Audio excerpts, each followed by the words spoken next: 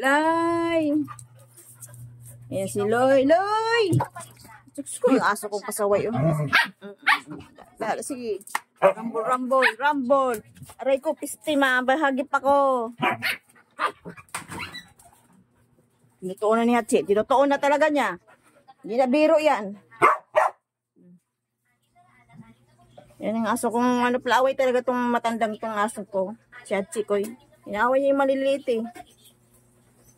Nagipagarutan. Yung harot niya. Tinutuon na niya mga dropa. Ayan o. Yan. Bukas. Wala na po yan. Ay bukas. Pakuha ko na yan. Yung dalawang tuta maliliit. Kasi yung kasama ko. Ayaw niyang kunin. Loy! Ito si Loy. Malaki to. Lalaki to. Tapos si Lay. Lay! Si Loy. Loy! Ayan si Loy. Loy! Si Lay. Ayan babae po yan. Malaki po to siya. Mukha siyang yung asong ibang, siguro ang ganda ng tatay nito. Ang gwapo kasi nga siya ibang siya sa mga kapatid niya Loy! Loy, Loy, Loy! Yan, nag-iyak-iyak kasi ang nanay nasa labas. Gusto papasokin si Loy. Kit kami naman. Ayan sila. Tahimik sila.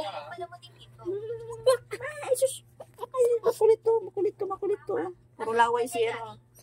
Ayan sila. Nahimik lang sila. Ayan, Lay. Namimiss kita, Lay. Saka si Loy na makulit. Sabi kasi, si Loy na makulit. Saan ka ba? Aray ko. Ito. Gusto yata lumabas to kasi naninira to ng halaman sa labas to. Ayan nagpakalong pa sa akin lalabas ka? Ha? Patan mo yung mama mo? Gusto lumabas. Lalabas ka? Nako, maninira naman kayo ng halaman doon sa labas. Gagalit na yung kapitbahay natin sa inyo. Mga kukulit kayo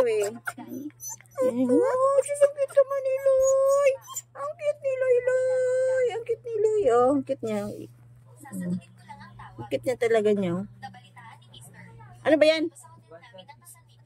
Saan tumayo dito? Gagi. Labas dito mais. Itong pasaw itong naming damulag sa karuta nakatayo na dito sa loob. Pasaway ka talaga, Che. Damulag ka na pasaway ka pa. Che! Chikoy! Tingnan mo. Suplado tong oras na to Ayan. Tutulog na tong ito. Tulog na sila. Loy-loy tong pogi.